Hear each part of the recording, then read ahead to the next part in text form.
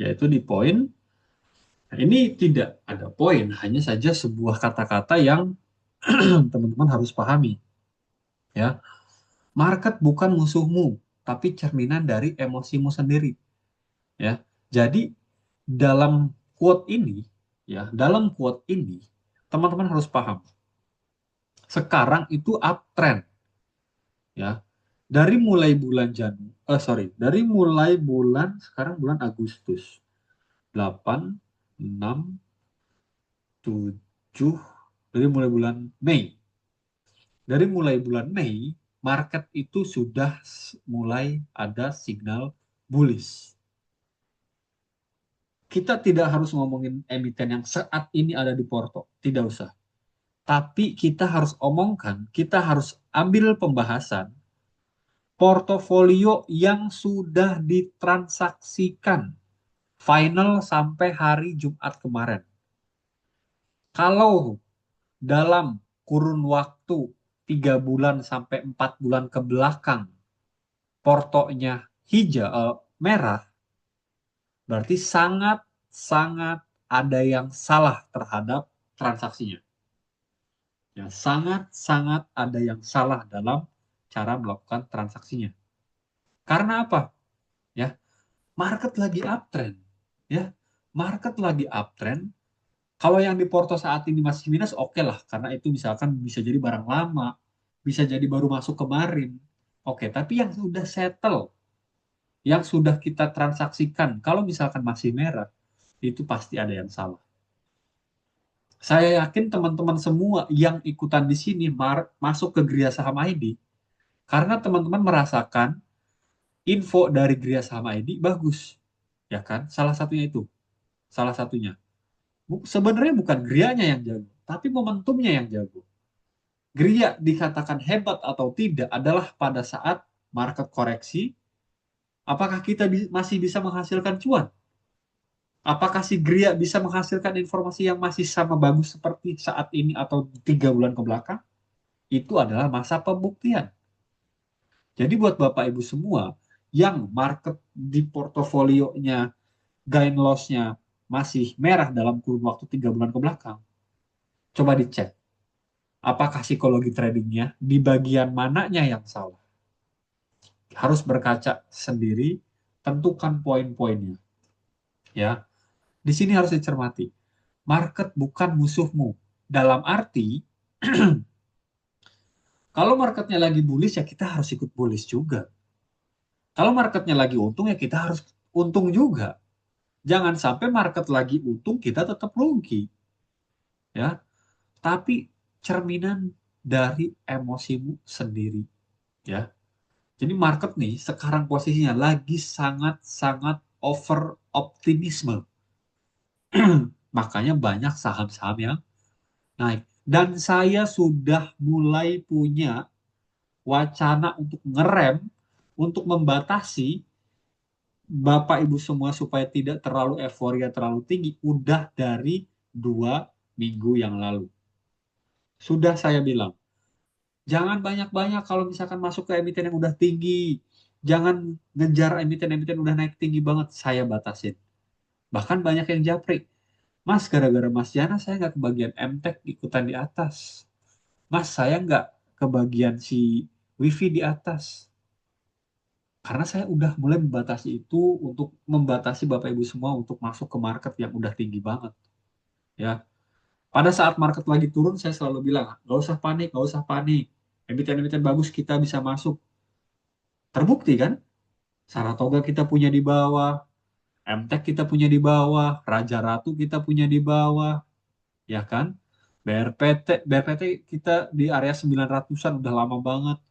Cuan, PTRO, Brand kita pun udah punya di bawah, ya kan? Yang di menurut saya yang salah itu hanya di Adaro. Ya, karena saya lupa Adaro itu ada bagi dividen. Dan itu emiten masih bagus kalau misalkan buat dibuat long term, ya, seperti itu. Ya, jadi di statement ini tidak ada poin yang harus dibahas. Hanya saja harus dimengerti. Trend is your friend. Ya, trend is your friend. Kalau udah breakdown support, it's not your friend again. Karena itu tandanya mau turun. Karena tren kita adalah yang mau naik. Kita ikutin. Kalau mau turun, kita stop. Itulah pentingnya ada stop loss. Kalau kita teman, kita punya sebuah teman dari orang manusia nih, saya kenal, misalkan saya nih kenalan sama Mas Abdul gitu kan. Kalau sayanya nggak bagus, attitude saya nggak bagus, atau saya membawa dampak negatif, saya yakin Mas Abdul bakalan menjauhi saya. Atau setidaknya kalau saya telepon cuma didengerin doang nggak bakalan direspon. Begitupun dengan saham. Kalau trennya udah tidak menjadi teman kita lagi, atau kalau misalkan trennya udah bukan teman kita lagi, ya udah putus silaturahmi sama emiten itu, tungguin kalau nanti bagus lagi ya kita silaturahmi lagi. Seperti itu. Ya. Jadi buat kata-kata yang kayak gini tuh dipraktekinnya susah. Karena apa? Karena masih belum rela sama yang namanya cut loss dengan membatasi resiko. Ya, itu ya. Jadi harus dipahami ya, trend is your friend. Jadi harus dimengerti ya. Risk management bukan cuma soal stop loss. Nah, saya ambil tema ini, saya kasih tahu alasannya dulu supaya Bapak Ibu paham. Yang berhubungan dengan resiko itu hanya stop loss. Dari 15 orang yang saya tanya, saya cuma tanya gini. Poin pertanyaannya seperti ini. Mas, resiko di saham itu apa? Cut loss lah. Dan 15 orang yang saya tanya sama-sama menjawab cut loss. Padahal, padahal setelah saya riset, risk management itu bukan hanya stop loss. Ya, yang pertama, resiko bagian dari psikologis. Ya, banyak trader mikir manajemen resiko cuma soal pasang stop loss. Padahal resiko itu erat banget kaitannya sama kondisi mental saat trading. Ya, gini deh.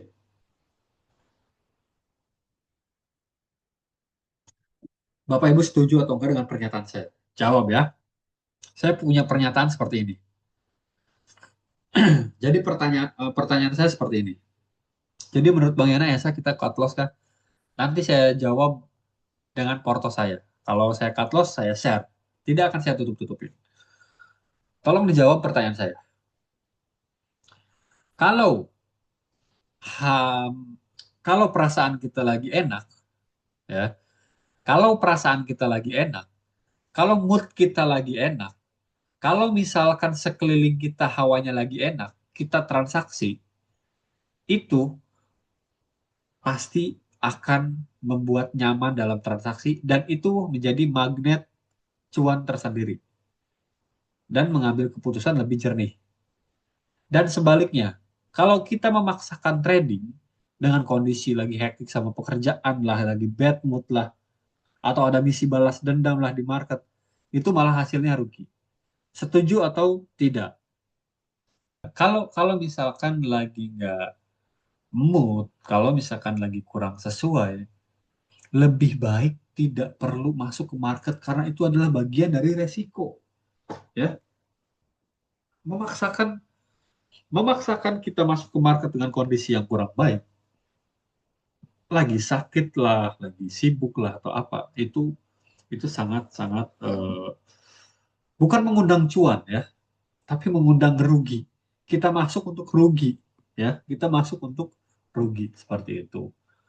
Di poin selanjutnya, manajemen lot, ekspektasi dan ketenangan mental.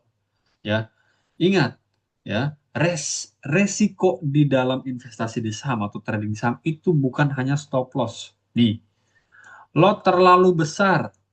Apa impact terhadap diri kita? Yaitu bikin emosi nggak stabil jadi gampang panik. Ada yang mengalami banyak, ya banyak.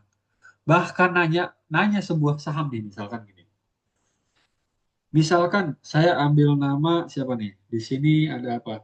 Saya kasih nama misalkan si Awan lah. Si Awan beli saham BCA. Si Awan ini nanya di live si Gria, di live si Anu, live si Anu ada 5 orang yang live. Semuanya ditanya. Om BCA gimana? Bang BCA gimana? Ditanya. Hanya untuk memvalidasi keputusan dari si Awan tersebut. Ya, kalau yang memang secara resiko, secara lotnya udah sesuai, saya yakin dia nggak bakalan nanya sebanyak orang itu, ya, karena dia yakin dengan pilihannya dan lotnya. Ciri-ciri yang coba kalau Bapak Ibu semua ya, ini buat buat buat Bapak Ibu semua. Mas, maksimal berapa lot yang bisa dihandle? Oh, itu nggak bisa ditentukan oleh siapapun. Itu tergantung dari mental kita. Jadi gini, kalau misalkan kita membeli sebuah saham dengan lot yang sesuai dengan yang kita em, bisa tanggung, itu enteng aja.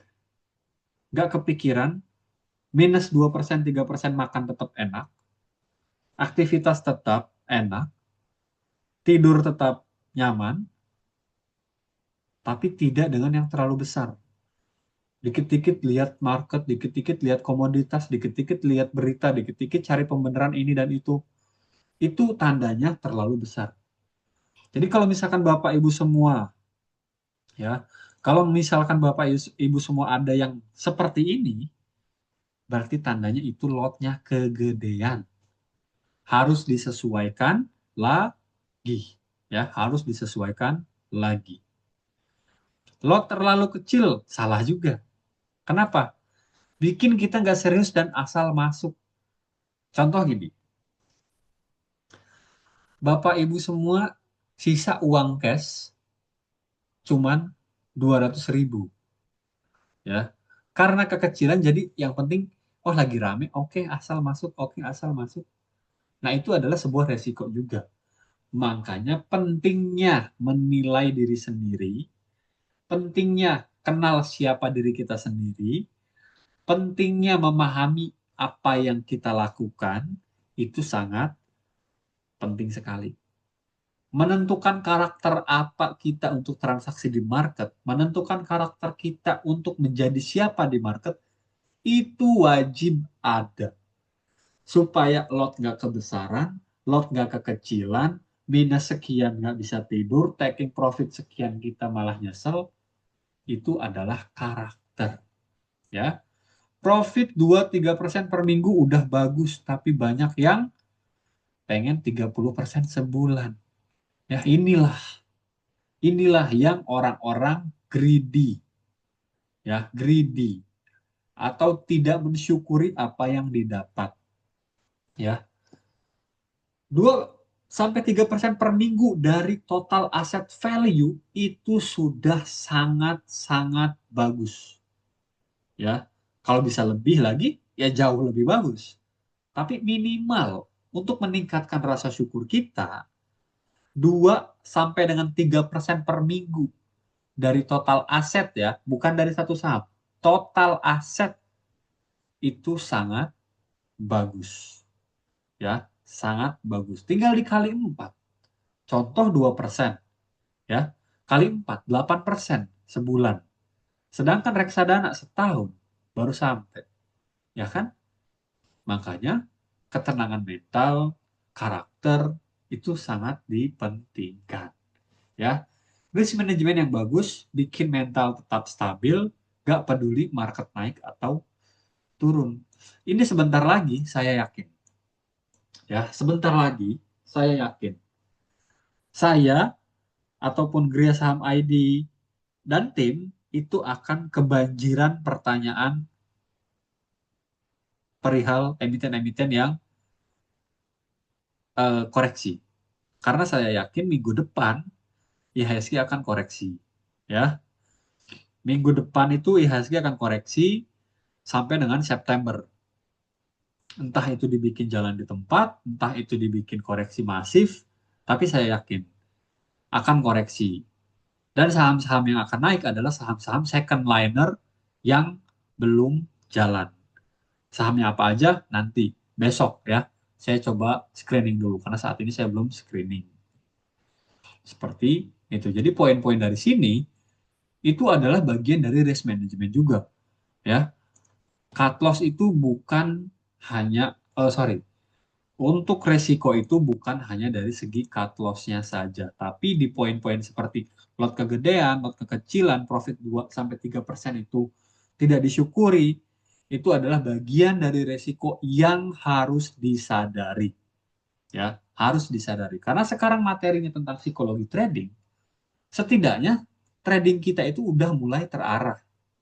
Setidaknya ke depannya itu, kalau misalkan kita dikasih cuan tuh, tingkat bersyukurnya lebih besar, ya, lebih besar, lebih besar lagi harus dipahami. Next slide. Latihan praktis, bangun mental trader. Gimana? Ya, gimana? Sebelum saya ke poin, ada quote yang saya buat menarik. Bukan market yang bikin kamu rugi, tapi egomu sendiri. Ya, kenapa saya buat quote seperti bukan market yang bikin kamu rugi, tapi egomu sendiri. Maksudnya apa? Tadi di depan saya bahas ego itu yang menentukan. Contoh kayak tadi di awal Bu Ayu punya statement, saya mas masuk di emitensi D apa tuh tadi tuh? Emiten itulah pokoknya si sawit ya, saya lupa. Emiten sawit. Itu udah tinggi ya, itu udah tinggi. Saya yakin Ibu Ayu masuk itu adalah tujuannya untuk memberi makan egonya tersebut ya. Alhamdulillahnya masih bisa cuan. Dan saya katakan itu tidaklah hal yang salah karena Bu Ayu belinya nggak full asetnya. Itu tidak salah. Memberi makan si ego ini penting sekali untuk menumbuhkan rasa percaya diri. Ya. Tapi kalau egonya terlalu besar dan dikasih makan sesuai dengan yang dimau, itu adalah bom bunuh diri. Saham udah tinggi, tembak full all in, plus margin lagi. Yaitu egonya. Karena ego itu selalu merujuk ke hal-hal yang kurang baik. Contoh, saham udah tinggi, over optimisme, tembak aja lah langsung HK. Udah cuan 5%. Wah, udah full, biarin aja. Nggak di TPS sebagian padahal udah nyampe target. Udah nyentuh batasan stop loss. Di hold aja terus sampai puluhan persen. Itu adalah ego. Ya, jadi dari psikologis trading kali ini yang harus ditajamkan lagi adalah ego. Ya, kita harus sadar kalau kita cut loss kita salah. Kalau kita taking profit, jangan terlalu bereforia, tapi catat, oh ternyata saya habis profit berdasarkan analisa ini kita masuk sebuah emiten. Nextnya terapin lagi. Yang bikin kita cuan adalah lakukan lagi, lakukan lagi, lakukan lagi. Kita beli saham hari ini cuan, apa penyebabnya? Kita lakukan terus-terusan kita lakukan. Seperti itu, ya. Journaling psikologi setelah setiap trip. Dan ini saya yakin tidak dilakukan oleh banyak orang. Ya, saya yakin. Kalau saya punya pencatatan, hari ini trading ini beli berdasarkan ABCD. Hasilnya cuan. Saya hari ini trading saham ini, hasilnya nggak cuan. Berarti ini yang jadi untuk saya evaluasi. Ya, jadi journaling ini tuh penting buat Bapak Ibu semua menentukan. Oh, ternyata analisa berdasarkan ini kita cuan loh. Berarti besoknya kita lakukan lagi. Bisa lagi nggak dengan analisa ini kita cuan lagi atau enggak? Itu. Ya, itu buat latihan Bapak Ibu semua. Ya. Simulasi kasus. Pilih A atau B, latihan intuisi atau impulsif. Jadi dilatih tuh.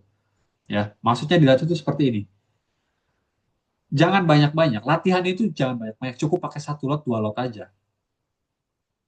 Sebelum saya menemukan teknik Gria ini, saya tuh banyak sekali ke belakang tuh pakai ini, pakai itu, pakai ini, pakai itu tuh banyak. Dan finally pakai technical Gria lah yang membuat saya bisa bertumbuh konsisten. Jadi latihan ini tuh kayak, oh saya coba mau latihan deh pakai MACD. Sepertinya ini punya nilai yang bagus atau akurasi yang bagus. Sembari terapkan yang sudah biasa dilakukan. Nanti di compare ya. Yang udah biasa dilakukan ya lakukan terus sembari berinovasi. Kalau untuk mencoba sebuah formula baru atau untuk simulasi itu jangan banyak-banyak lotnya. Nanti kalau udah sampai 10 kali, 20 kali tren ternyata itu hasilnya bagus, baru tambahin volumenya ya, tambahin volumenya. Poin yang terakhir, overtrade killing your porto ya. Maksudnya itu ya, betul backtesting. Maksud dari overtrade killing your porto adalah ketika Bapak Ibu semua terlalu banyak transaksi, terlalu banyak trading, atau bahkan terlalu banyak stoknya di dalam emiten, terlalu banyak sahamnya di dalam porto, itu adalah membunuh portofolio. Dalam arti membunuh portofolio itu, kalau misalkan Bapak Ibu semua di portofolionya ada 30 emiten, udah bisa dipastikan merah mayoritas. Dan bahkan atau kalau cuan pun tipis, tapi minusnya tebal-tebal. Ya, 90% nasabah yang konsul porto ke saya rata-rata adalah supermarket atau di dalam porto yang terlalu banyak saham tanpa ada manajemen keuangan, tanpa adanya manajemen risiko, buy, hold sampai kapanpun, bahkan ada yang sampai minus 90% tetap di hold. Yang saya tanyakan adalah kemana waktu minus 10%? Kemana pada saat waktu minus 15% didiemin terus sampai tiba-tiba jadi 90%, ya. Jadi jangan sampai overtrade ya. Coba Bapak Ibu ngecek ya. Orang-orang yang sukses di dunia pasar modal bahkan sebulan itu paling banter 5 sampai 6 kali transaksi itu paling banter. Under 10 itu paling banter. Ya, paling banyak itu antara 10 ke bawah tuh transaksinya. Kalau Bapak Ibu semua di dalam satu bulan bisa transaksi sampai 30 kali, 40 kali, udah yakin. Paling minus 1% bungkus, 2% bungkus. Ya, seperti itu. Jadi jangan sampai overtrade. Biasakan satu kali trade itu ada narasinya. Ya, ada eh, sebuah alasan kenapa kita harus beli saham ini. Harus ada tuh. Narasinya itu harus ada. Kita harus buat. Jangan sampai beli saham ini karena Mas Yana info. Tapi nggak tahu. Si Yana aja infonya gara-gara apa nggak tahu. Jangan-jangan si Yana ini info dari beli dari rekomendasi orang juga. Kan nggak tahu juga. Jadi Bapak Ibu harus paham terhadap itu. Ya. Jadi jangan sampai overtrend. Jangan sampai overtrend. Harus diukur. Kecuali kalau Bapak Ibu semua adalah full time trader. Bahkan full time trader aja nggak setiap hari transaksi juga sebenarnya. Ya, tabnya cuma sampai 10, tapi pembahasannya ini sangat penting untuk Bapak Ibu semua mengerti. Ya, trading nggak selamanya mulus. Yang penting bisa bangkit tanpa tantrum. Maksudnya, ya, pada saat Bapak Ibu cut loss, saya yakin, ya, saya yakin ada sedikit hati yang terluka. Saya yakin ada sedikit hati yang, nggak ikhlas nih, cut loss gitu kan. Ya, itu bukan masalah. Selagi Bapak Ibu semua bisa bangkit, bisa belajar dari kesalahan, ya.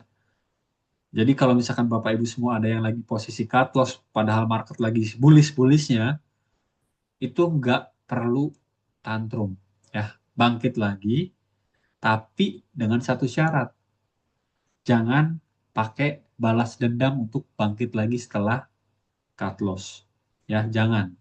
Jangan sampai ada bawa-bawa balas dendam. Mulai dari nol lagi, ya. Yang cut loss udahlah cut loss. Mulai dari nol lagi supaya apa? Pikirannya jernih, ya. Pikirannya jernih, ambil keputusan tenang. Jangan sampai ada yang namanya apa namanya balas dendam gitu ya. Jangan sampai. Karena itu akan menghasilkan Bapak Ibu semua transaksinya buru-buru, tidak sehat dalam mengambil keputusan, ya. Bangun trading plan yang psikologis siap. Bagaimana bersikap saat loss, apa yang dilakukan saat profit besar, kapan harus istirahat dari market. Ini tuh udah saya jelasin semua tadi di awal. Bagaimana bersikap saat loss, lebih baik pada saat loss yang saya lakukan, ya, yang saya lakukan. Saya nggak tahu Bapak Ibu semua seperti apa, tapi ini kalau mau contoh silahkan. Ketika saya loss, saya cari alasannya. Kenapa saya beli saham ini dulu? Ya, saya cari alasan itu kenapa saya beli saham ini dulu. Untuk kenapa bisa loss. Ya, dan ketika kita sudah menemukan alasan kenapa kita membeli saham ini dan hasilnya loss, yang pertama yang harus diperhatikan adalah coba lanjutkan trading lagi dengan analisa yang sama. Kalau misalkan sampai 2 sampai 3 kali dengan cara yang sama dan hasilnya nggak bagus, berarti ada yang salah sama sistem tradingnya. Harus coba diinovasi lagi. Apa yang dilakukan saat profit besar? Tadi yang saya udah bilang, jangan euforia terlalu tinggi.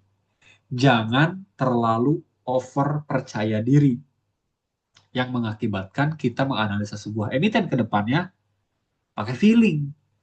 Ah, kemarin aja gue 10 kali trading bisa cuan di atas 10% semua. Berarti yang besok dengan analisa seperti ini bisa juga. Padahal itu tidak dianalisa secara detail. Ya, tidak dianalisa secara detail. Yang biasanya dilakukan misalkan market maker-nya dicek, polanya di-track, volumenya di-track, terus averaging-nya di-track. Karena over percaya diri, cuma ngelihat chart sama volume udah selesai. Ada dua bagian yang nggak dilewatin karena udah terlalu percaya diri. Itulah ya.